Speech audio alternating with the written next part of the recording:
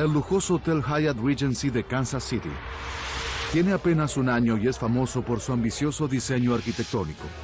Un sofocante atardecer del mes de julio, casi 1.500 personas se reúnen a bailar en el novedoso atrio.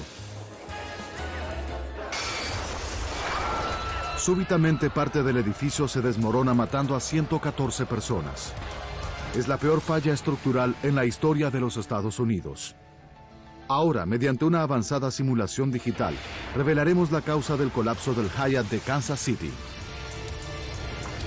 Los desastres no ocurren porque sí, son una cadena de eventos críticos. Revelaremos las claves y contaremos los últimos segundos catastróficos. Derrumbe de la pasarela. Medio oeste norteamericano. Missouri. Kansas City. 1978. Para muchos foráneos, aún es una ciudad del interior más conocida por su comercio de ganado. En realidad, la ciudad está emergiendo de las sombras de una recesión económica como un centro comercial de amplio espectro. Las autoridades de Kansas City aprueban un gran plan de urbanización que incluye un lujoso hotel de $50 millones, el Hyatt Regency. El proyecto parece destinado a borrar su antigua imagen de pueblo ganadero. Mayo de 1978. Los constructores comienzan la obra del Hotel Hyatt, de 40 pisos y una altura de 150 metros. Al comenzar con la primera fase de la construcción, la firma de ingenieros GCE, de propiedad de Jack Gillam, aún está finalizando el diseño del hotel. Este nuevo concepto significa que el proyecto debería completarse con mayor celeridad que una construcción convencional. Jack Gillam tiene una historia de 10 años de proyectos innovadores, pero la corporación Hyatt espera algo realmente novedoso. Transformar la idea en realidad será uno de los mayores desafíos de la compañía hasta el presente. El detalle central del hotel será el impresionante atrio con techo de vidrio de 44 metros de ancho por 15 metros de alto. 3 pasarelas suspendidas atravesarán este gran espacio, conectando las habitaciones con un centro de conferencias y un complejo comercial. Pero a los 17 meses de comenzada la obra hay un gran retraso. Un sector del techo de vidrio del tamaño de una cancha de tenis se desploma.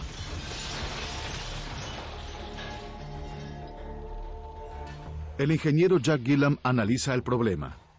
Descubre una incorrecta instalación de bulones que conectan los paneles del techo a la estructura de acero, pero concluye que el accidente es una excepción. 1 de julio de 1980. A pesar de los retrasos, el Hotel Hyatt Regency de Kansas City abre en término. Es uno de los edificios más espectaculares de la ciudad, y las pasarelas suspendidas del atrio pronto dan que hablar. La primera impresión era el gran espacio abierto y las pasarelas suspendidas en el aire, y la gente opinaba que era muy bueno. Viernes 17 de julio de 1981, 6 p.m.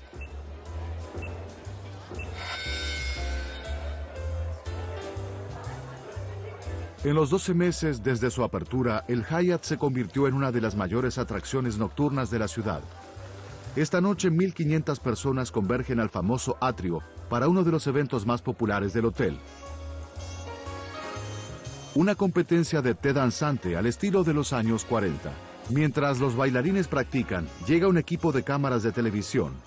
El reportero Michael Mahoney trabaja para la emisora local KMBC desde hace un año. Vino a filmar para la columna social de las noticias vespertinas. Pero no es lo que él considera una gran nota. No me agrada ser columnista, a mí me gustan las notas fuertes. Acepté el trabajo en Kansas City como una oportunidad de llegar a un gran mercado americano, y con suerte en algún momento podría avanzar hacia lo que me resultaba más agradable, que eran las notas mayores. Del otro lado del lobby, el ingeniero Walter Trueblood y su esposa Shirley disfrutan de su octavo té danzante en el Hyatt. Tienen pasión por el baile desde que eran novios de la adolescencia en los años 50. Como clientes fijos, Walter y Shirley tienen beneficios especiales. Los organizadores fueron muy amables y nos dieron 2 tragos gratis, y yo jamás rechazo un cóctel gratis.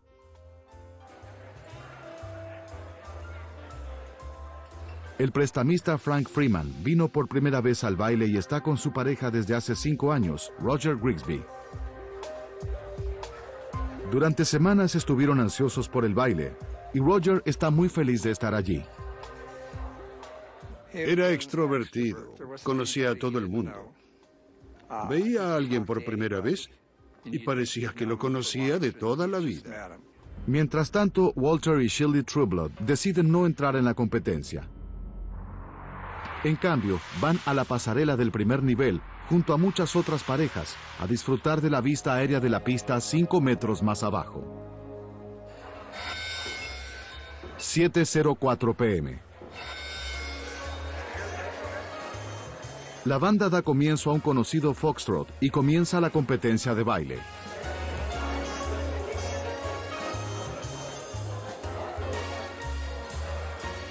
El camarógrafo de Mike Mahoney toma excelentes imágenes desde el restaurante del primer piso. En la pasarela del primer piso, Walter y Shirley Trueblood siguen el compás de la música con sus pies.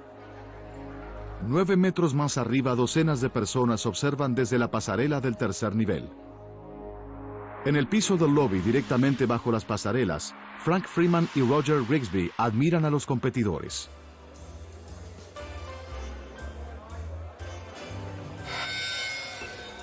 ...7:05 p.m. En el restaurante del primer entrepiso, la cámara del compañero de Mike Mahoney se queda sin baterías. En ese momento, Dave estaba preparando su toma. Y yo busqué unas baterías nuevas en nuestro bolso. Entonces Mahoney escucha un ruido que llega desde el otro extremo del atrio. Oí un fuerte ruido metálico. ¡Pam, pam! Era algo tan diferente de los sonidos del ambiente que de inmediato miré hacia arriba. Hubo un ruido muy fuerte y el piso cayó unos 20 centímetros. Tomé el brazo de Shirley y le sugerí que nos fuéramos y dimos unos 3 pasos. Mike Mahoney estima que los ruidos vienen de las pasarelas de enfrente. Yo estaba al mismo nivel de las pasarelas del segundo piso, y la segunda pasarela comenzó a arquearse. Fueron unos pocos segundos que parecieron una eternidad en ese momento. Se arqueó y de pronto se desplomó. Observan horrorizados cómo caen las pasarelas de vidrio y concreto del primer y tercer piso sobre el lobby lleno de gente. El nivel superior cayó así y toda la masa bajó como un ascensor. Lo veíamos y pensábamos, Dios mío. Docenas de bailarines y espectadores yacen muertos, aplastados bajo 65 toneladas de concreto y acero. Cientos más quedan enterrados vivos, y si no son rescatados deprisa, morirán muchos más. Unos momentos antes, el reportero Mike Mahoney capturaba estas imágenes del té danzante en Kansas City. Ahora su cámara graba estas horribles escenas del desastre. Fue una escena horrible, realmente terrible. Había gente con profundos cortes, otros con horribles mutilaciones, con extremidades amputadas y gente atrapada debajo de las pasarelas, ya sea aplastadas contra el piso o aprisionadas entre ellas. Fue algo horrible. Sobrevivientes azorados llaman a la policía. Envíen ambulancias al Hyatt Regency. Parte del lobby se desplomó sobre mucha gente. ¿Sabe cuántas víctimas hay? Debe haber cientos. 7:07 p.m. 2 minutos después del accidente. El prestamista Frank Freeman está en shock. Él y su pareja Roger estaban debajo de las pasarelas cuando se desplomaron. Frank fue alcanzado por escombros en su espalda y hombros, pero solo de milagro no fue aplastado por ellos. Cuando pasó todo, quedé mirando hacia las pasarelas y las puntas de mis zapatos estaban muy cerca de los escombros. No hay señales de Roger.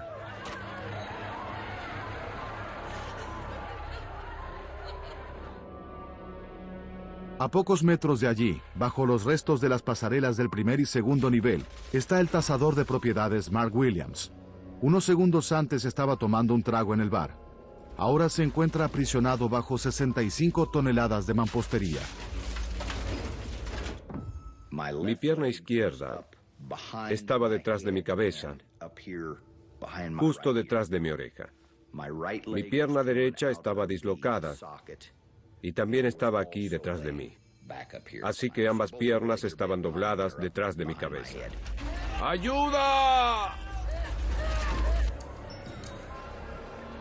El ingeniero Walter Trueblood, quien estaba en la pasarela del primer piso, vuelve en sí. Tiene un enorme peso sobre su pecho. Lo único que podía mover era mi brazo, lo suficiente para quitarme la corbata y respirar mejor. No tiene idea de dónde está su esposa Shirley, y tampoco si ella sobrevivió.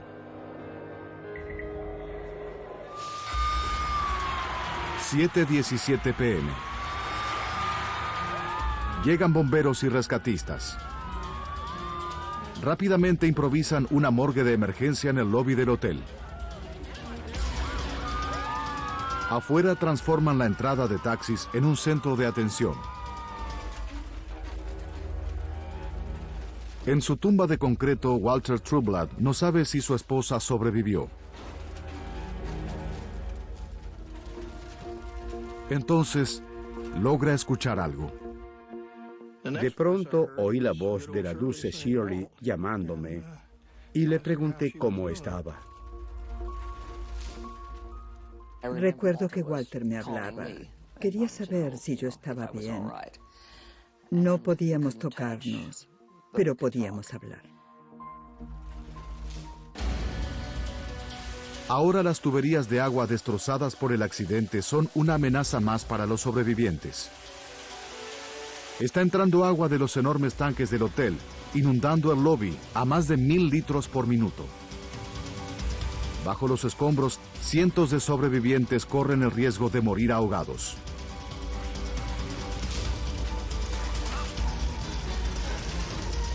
Mark Williams ve cómo el agua sube cada vez más. El agua comenzaba a entrar en mi nariz. Recuerdo haber pensado, estoy en el punto más alto de Kansas City y moriré ahogado. Mientras Mark lucha por mantener su cabeza fuera del agua, los rescatistas no pueden evitar detener el agua. El jefe de bomberos nota el problema. Las puertas del hotel hacen las veces de represa, reteniendo el agua dentro del lobby. Envía palas mecánicas para derribar las puertas.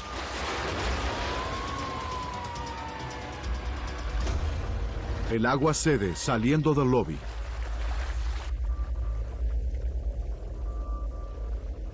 Para alivio de Mark Williams, el nivel de agua baja. 9:30 p.m. Más de 2 horas después del colapso, Walter y Shirley Trueblood finalmente escuchan a los rescatistas cerca de ellos y piden socorro. ¡Ayuda! ¡Socorro!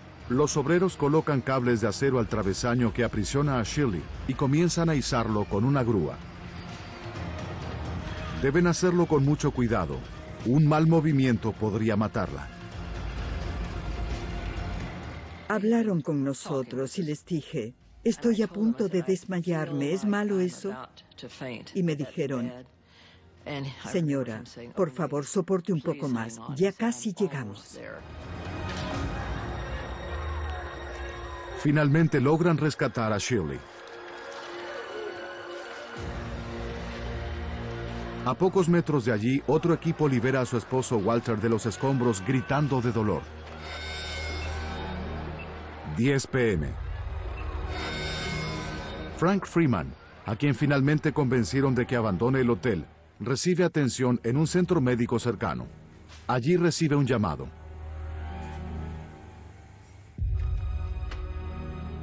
Los rescatistas encontraron el cuerpo de un hombre. Concuerda con la descripción de Roger. Le muestran una fotografía a Frank. Y no se veía como...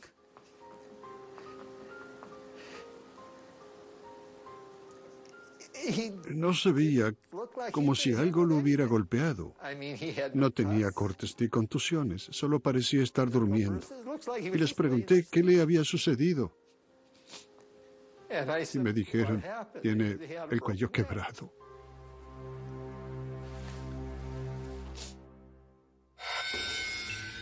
(2:30 AM). 7 horas y media después del accidente, las posibilidades de encontrar sobrevivientes se esfuman. Ahora solo encuentran cadáveres. Lo que no saben es que debajo de los escombros aún hay alguien que está vivo. Pero Mark Williams está tan profundo bajo los escombros que no escucha a los obreros que trabajan encima de él. Estaba furioso. ¿Por qué no me quitan esta cosa de encima? Yo en su lugar estaría organizando un grupo de rescate. Entonces escucha un ruido. Los rescatistas están perforando los escombros directamente encima de él. Oí a alguien golpear muy fuerte, justo encima de mi cabeza, y comencé a gritar, «¡Estoy aquí! ¡Estoy aquí!».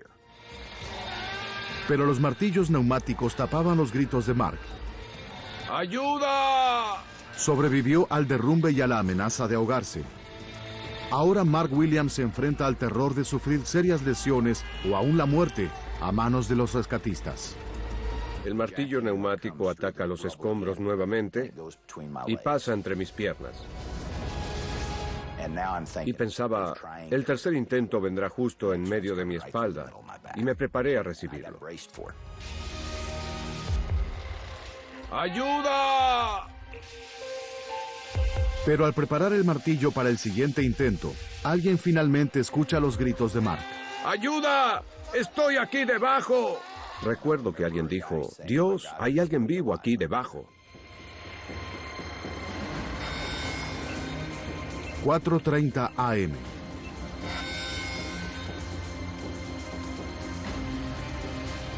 El bombero Ray Wynn quita a Mark Williams de entre los escombros.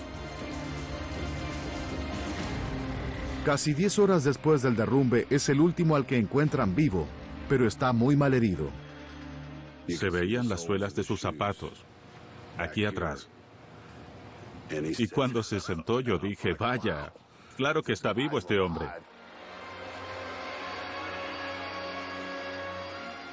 Estaba muy feliz de verlo.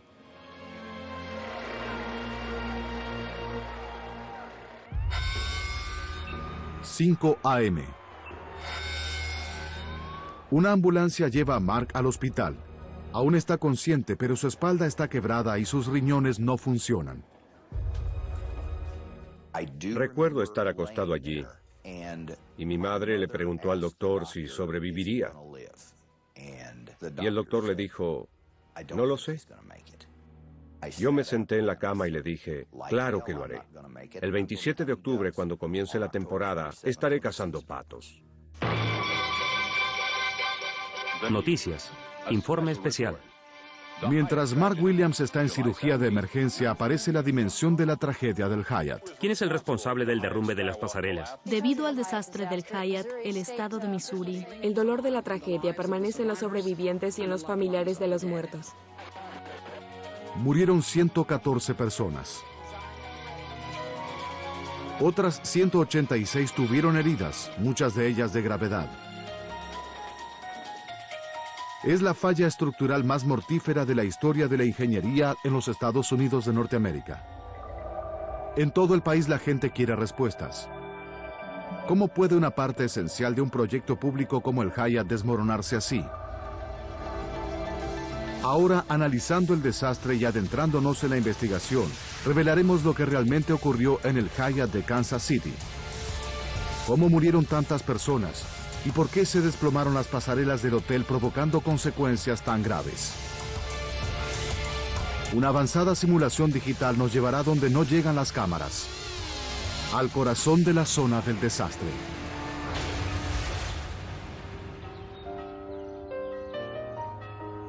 Lunes 20 de julio de 1981. 3 días después del desastre, los deudos realizan los primeros funerales de las víctimas. Kansas City está de duelo.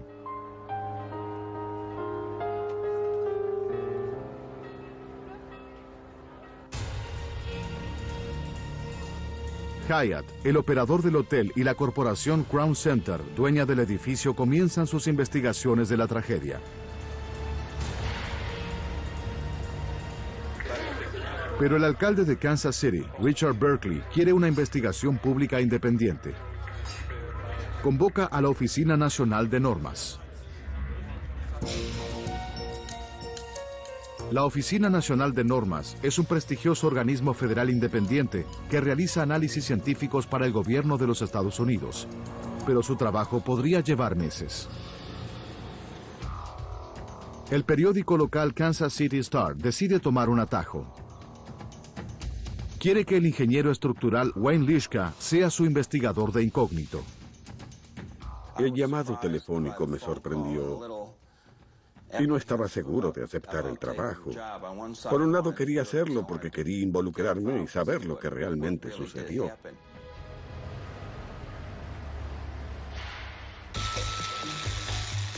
Lischka sabe que el Hyatt fue un proyecto rápido, completado en poco menos de 2 años y medio. ¿Hubo mano de obra deficiente por la rapidez de la construcción? ¿O fueron materiales defectuosos como el acero o el concreto que causaron el derrumbe? Si es así, muchos otros edificios en construcción en la pujante Kansas City podrían correr riesgos. La respuesta está en los escombros, dentro del atrio del Hyatt. 3 días después del derrumbe, los dueños del edificio deciden permitir la entrada a la prensa. Pero los reporteros, entre ellos el investigador Wayne Lischka, descubren que hay una trampa. Solo pueden observar los restos desde 30 metros de distancia. Pero el Kansas City Star supuso que Lischka podría enfrentarse con estas trabas y pensó una solución ingeniosa. Lischka tiene un arma secreta, un fotógrafo con una cámara con teleobjetivo.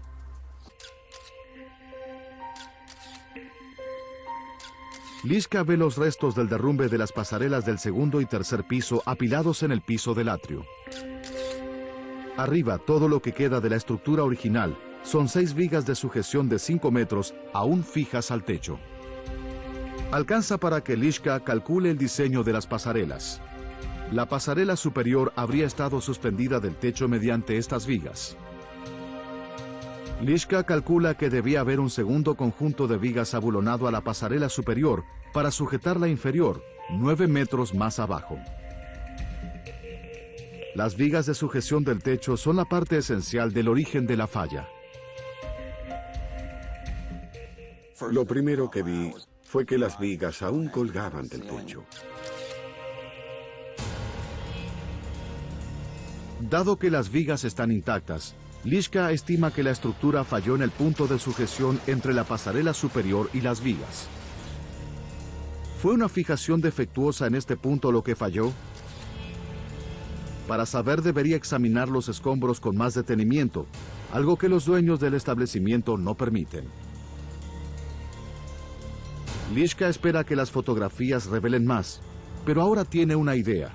El gobierno de la ciudad debe tener un juego de planos del Hyatt. Deben tener los detalles de fijación de las pasarelas y tal vez la clave de la falla. Pero le informan a Lischka que no puede ver los planos, pues se encuentran en pleno proceso de catalogado. Su investigación secreta para el periódico llega a un callejón sin salida.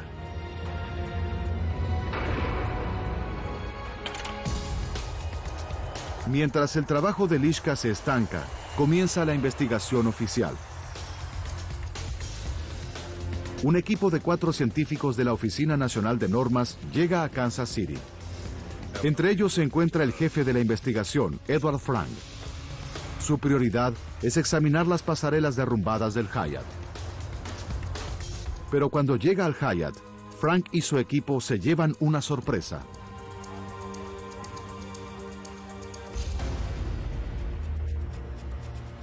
El lobby del edificio está vacío.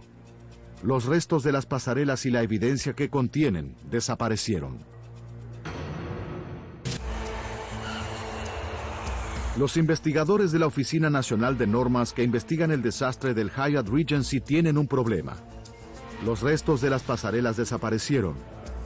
Los dueños del edificio los llevaron para un análisis particular. Para el jefe de la investigación, Dr. Edward Frank, es un fuerte golpe. Los escombros fueron retirados del lugar y no pudimos verlos. Nos impactó mucho que los hayan quitado. Nos desilusionó mucho. Frank de inmediato solicita a la Corte del Condado de Jackson que le conceda el acceso a los restos en un depósito en el centro de la ciudad. Si la Corte le niega la solicitud a la Oficina Nacional de Normas, la investigación independiente del desastre del Hyatt llegará a su fin. Los investigadores comienzan a analizar declaraciones de testigos buscando pistas de la causa del derrumbe. Muchos dicen que las pasarelas del Hyatt estaban sobrecargadas esa tarde. Alentaban a la gente a danzar en las pasarelas. Decían que usen todo lugar del lobby como pista de baile y eso hicieron. Algunos expertos dicen que los bailarines pudieron someter a las pasarelas a un esfuerzo imprevisto. De pronto, lugares que estaban destinados al paso de gente de un lugar a otro se transformaron en pistas de baile y eso es una locura. Pat Foley, presidente de la cadena Hyatt, refuta los comentarios sobre las pasarelas atestadas. Las pasarelas se diseñaron para soportar el peso de tanta gente codo a codo como pudiesen caber. Los investigadores examinan detalladamente el código de construcción de Kansas City. Descubren que este exige que las estructuras transitables sean capaces de soportar un peso de 488 kilos por metro cuadrado. Las pasarelas del primer y tercer piso debían poder recibir el peso de al menos 1.280 personas. Pero nadie sabe exactamente cuántas personas había esa tarde. Los investigadores tienen un respiro. Se enteran de la existencia de las imágenes únicas del reportero Mike Mahoney de la noche del desastre. Los investigadores observan cuidadosamente. Descubren que varias de las tomas de Mahoney enfocan las famosas pasarelas. Es como recibir la información en bandeja de plata. Nos fue muy útil. Los investigadores calculan que a la hora del derrumbe había 40 personas en la pasarela del primer piso y 23 en la del segundo piso, en total 63 personas. Calculan que 63 personas solo ejercerían un peso de 83 kilos por metro cuadrado, solo una fracción de la carga máxima posible. Solo la cantidad de público no es suficiente para sobrecargar las pasarelas. Pero ¿podrían 63 personas aún causar el desastre si estuviesen bailando sobre ellas? En 1940, cámaras de los noticieros tomaron al puente Tacoma Narrows al momento de su destrucción. Fuertes vientos crearon un movimiento de vaivén en la estructura, causando finalmente su destrucción. Es un ejemplo extremo de lo que los ingenieros llaman vibración armónica. Ahora la Oficina Nacional de Normas se pregunta, ¿podría la gente bailando en las pasarelas del Hyatt causar un efecto similar? Los expertos saben que todas las estructuras, por más sólidas que sean, vibran imperceptiblemente a una frecuencia particular. Si la gente en las pasarelas se movía a la misma frecuencia, podría causar una vibración armónica. Eso produciría una onda vibratoria en las pasarelas que podría deformar la estructura y finalmente quebrarla. Para determinar si la causa del colapso fue en efecto la vibración armónica, el equipo de investigadores debe establecer la frecuencia natural de las pasarelas y la frecuencia de paso de la gente que soportaban, es decir, el ritmo al que bailaban al compás de la música. Los investigadores saben que la banda estaba ejecutando un conocido foxtrot al momento del desastre. Cuando analizan la melodía, descubren que tiene una frecuencia de paso de 1.1 Hz, o golpes por segundo. La comparan con la frecuencia natural de la pasarela idéntica sobreviviente del segundo piso. descubren que su frecuencia natural es de 7.1 Hz, más de 6 veces mayor. Ya que las dos frecuencias son diferentes, la vibración armónica no puede ser la causa del desastre. Es el fin. La investigación se estanca nuevamente. Mientras tanto, la investigación no oficial del ingeniero Wayne Lischka para el Kansas City Star recibe una bendición. Los planos de construcción del Hyatt ya están de regreso en la oficina del gobierno de la ciudad. Espera que puedan tener la clave del derrumbe de las pasarelas. Pero lo que descubre lo dejó impactado.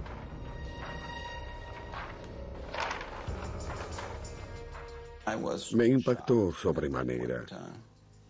Solo me llevó unos segundos darme cuenta de que lo que figuraba en los planos no era lo mismo que lo que habían construido. Los planos de diseño enviados por la firma de Jack Gillam muestran a las pasarelas del primer y tercer piso colgando del techo por una serie de varillas de sujeción de 14 metros. Pero Lischka sabe por su visita al Hyatt que no fue así como se construyeron las pasarelas. Las varillas que aún colgaban del techo no tenían longitud suficiente para llegar a la pasarela inferior.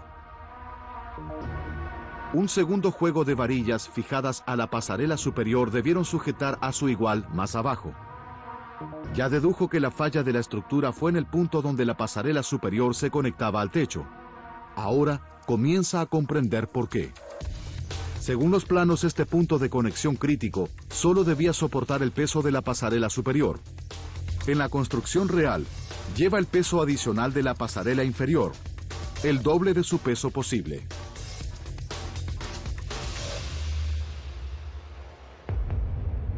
Lischka debe averiguar. ¿Cambió Jack Gillam el diseño del punto de conexión para considerar este peso extra? Horas más tarde, las fotografías de los restos de las pasarelas le dan la respuesta. Muestran claramente que varios de los puntos de conexión de la pasarela superior fallaron notablemente. 3 travesaños forman la estructura básica de las pasarelas.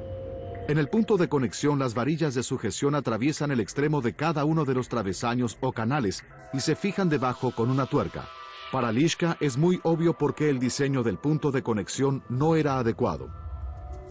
Estos son básicamente 2 perfiles en U de 8 pulgadas como los que se usaron en la pasarela. Normalmente, para hacer una pasarela con 2 perfiles, lo que se debe hacer es colocarlos de espaldas y colocar la varilla entre ellos. En el Hyatt, lo que hicieron fue tomar los 2 perfiles y los pusieron de frente para luego soldarlos y formar un tubo rectangular. Soldar ambas piezas hace que sea muy costosa y es muy débil justo aquí. Los tubos de perfiles soldados son adecuados para formar la estructura básica de las pasarelas, pero utilizarlos para formar el punto de conexión es un serio problema. Aquí deben soportar todo el peso de ambas pasarelas. Pero la naturaleza de la estructura transfiere enormes cargas a sus puntos más débiles, sus paredes. Lischka cree que el diseño del punto de conexión era una receta para el desastre. Poner 2 perfiles de frente es una forma totalmente absurda de hacerlo. Lo fue y también ahora. Lischka publica sus descubrimientos en el Kansas City Star. Si está en lo cierto, el derrumbe no fue causado por materiales defectuosos, sino por mal diseño. Pero sin tener acceso a las pasarelas, no será más que una intrigante teoría. 12 días después del derrumbe, la Corte del Condado de Jackson emite un importante documento. Confiere a los investigadores de la Oficina Nacional de Normas acceso a los restos de las pasarelas guardados en un depósito en el centro de la ciudad.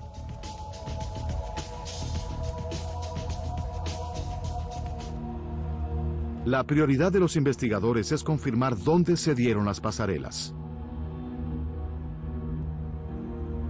De entre los restos de la pasarela superior, logran rescatar los 6 puntos de conexión y hacen un importante descubrimiento. En cada uno de ellos, las soldaduras de los perfiles se doblaron hacia adentro y arriba, permitiendo que la varilla de sujeción las atraviese.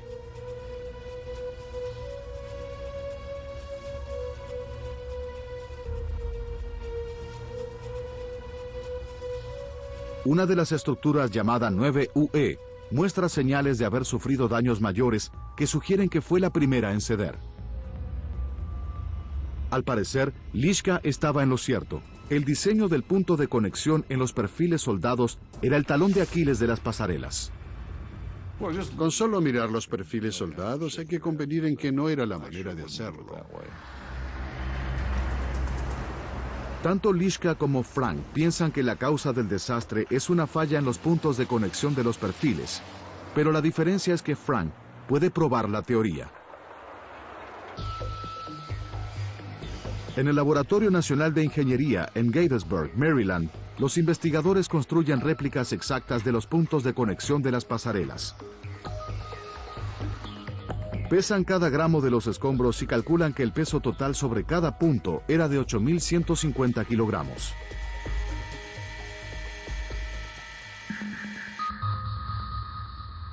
Primero deben averiguar si los puntos de conexión en cuestión podían soportar el peso de las pasarelas solas. Los científicos someten la primera réplica a un peso constante de 8 toneladas. A los 4 segundos no hay cambios.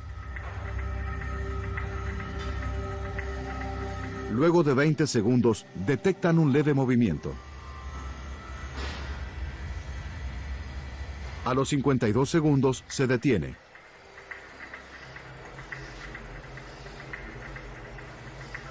Con el peso de las pasarelas vacías, las paredes de los perfiles comienzan a arquearse, pero la conexión no cede. Pero los investigadores saben que había 63 personas sobre las pasarelas cuando cayeron. Estiman que esto agregaría 1 tonelada más, con lo que la carga llegaría a las 9 toneladas. Repiten el experimento con una segunda conexión idéntica a la anterior. Esta vez agregarán el peso extra en forma gradual para ver qué le sucede a los puntos de conexión. Con 8.070 kilogramos, las paredes laterales se deforman aún más y la base comienza a ceder.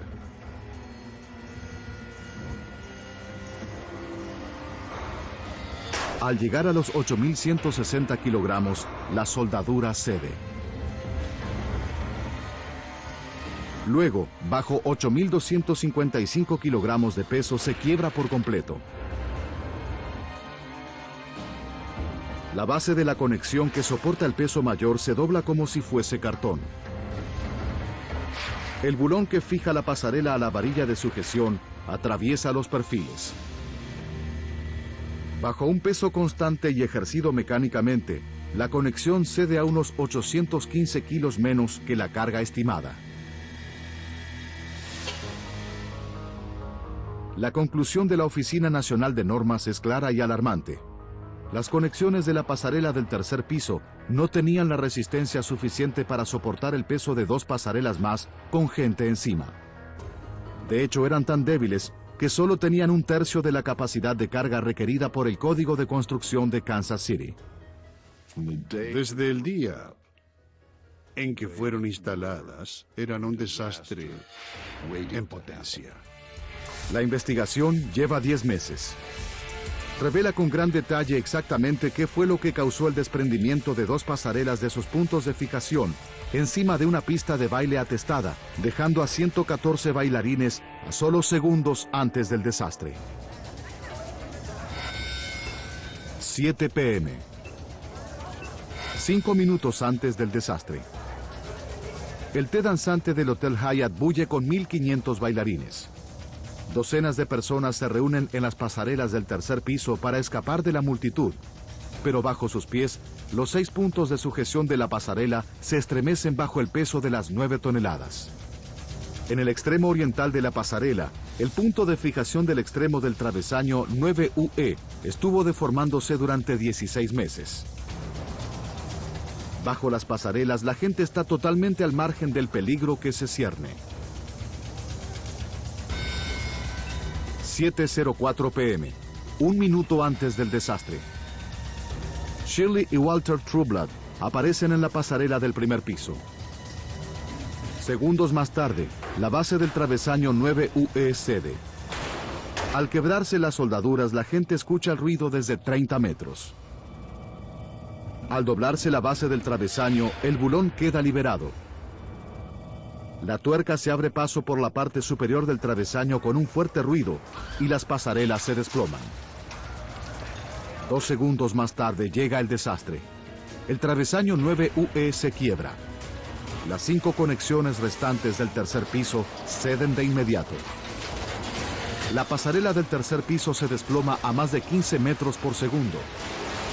65 toneladas de concreto y acero se estrellan contra el piso del lobby en menos de 2 segundos.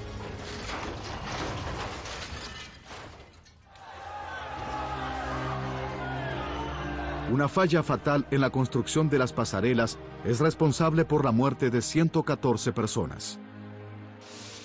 La tarea de la Oficina Nacional de Normas fue solo para explicar las razones técnicas del derrumbe.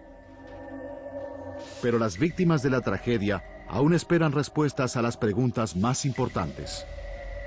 ¿Cómo pudo construirse una estructura transitable sin que nadie se diera cuenta de que tenía fallas? ¿Y quién es el responsable por la falla mortal de las pasarelas? La historia completa surgiría en una serie de juicios sensacionales que se celebrarían a continuación del desastre. Lo que revelaron causaría gran impacto y cambiaría definitivamente el diseño y el sistema constructivo de los Estados Unidos de Norteamérica. Los investigadores revelaron que las pasarelas del Hotel Hyatt de Kansas City se desplomaron debido a serias fallas en el diseño de la fijación a las varillas de sujeción. Los puntos de sujeción tenían solo 1/3 de la resistencia requerida. Ahora todo apunta a Jack Gillam, gerente de la firma de ingeniería GCE que diseñó el Hyatt. Luego de la tragedia, la Sociedad Norteamericana de Ingenieros Civiles y el gobierno del estado de Missouri investigan la responsabilidad de Gillam. Surge que los arquitectos del Hyatt solicitaron los perfiles en tubo para las pasarelas. Los motivos eran estéticos. Los tubos rectangulares son más fáciles de ocultar con mampostería. Pero como ingeniero en jefe, era tarea de Gillam asegurar la corrección de todos los aspectos estructurales de la pasarela. Entonces, ¿qué fue lo que falló? Jack Gillam relata a los investigadores que a un año de comenzada la construcción, su firma envió los planos de las pasarelas y sus puntos de fijación al fabricante, Haven Steel. Haven Steel dice que el diseño con una única varilla de fijación es muy difícil de construir y propone 2 juegos de varillas en su lugar. Un mes después, GCE aprueba el nuevo diseño de las pasarelas. Los investigadores están perplejos. El concepto de Gillam del nuevo punto de fijación está fallado en su origen y el nuevo diseño duplica la carga que soportará. Pero GCE en ningún momento intenta rectificar el problema. ¿Por qué no se detectó el problema? Ahora Gillam hace un terrible reconocimiento. Nadie en su empresa hizo los cálculos de la resistencia de las conexiones de las pasarelas. Él sostiene que es costumbre en Missouri que el fabricante haga los cálculos, mientras que Haven Steel insiste en que es tarea del ingeniero comprobar el diseño.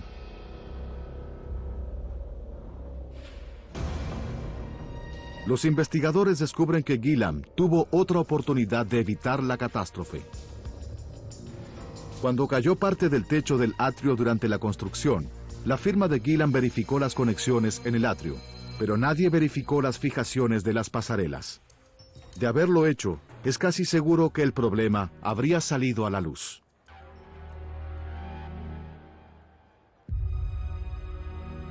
La Sociedad Norteamericana de Ingenieros Civiles suspende a Gillam. Luego de 5 años de litigios, el estado de Missouri declara a GCE responsable por la tragedia y cancela la licencia de trabajo de Gillam en Missouri. Gillam cree que su firma obró con corrección, pero acepta que la responsabilidad es del ingeniero en jefe y asume toda la responsabilidad por el error. El Kansas City Star ganó un premio Pulitzer por los informes de Wayne Lischka sobre el derrumbe de las pasarelas del Hyatt. Lischka aún trabaja como ingeniero en Kansas City. Mark Williams pasó 2 meses en terapia intensiva y muchos meses más de dolorosa rehabilitación. Pero el día de la apertura de la temporada de caza, lo logré. Mi fisioterapeuta me llevó sobre su espalda por el pantano y llegué a cazar patos en el día de apertura. A pesar de sufrir fractura de columna y la dislocación de ambas piernas, Mark se repuso por completo.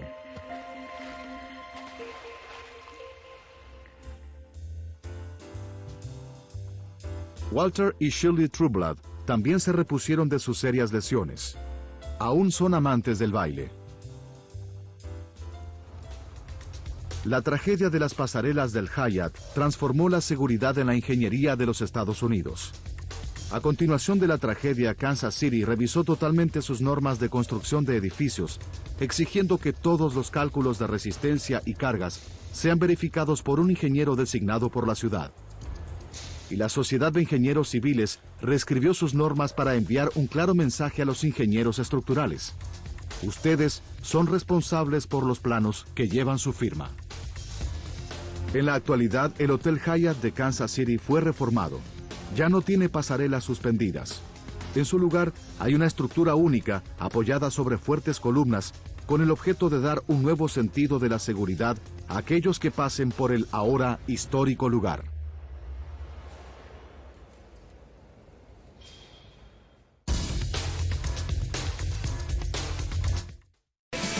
¿Estás preparado para un nuevo episodio? Preppers. Próximo miércoles a las 11 en Nat Geo.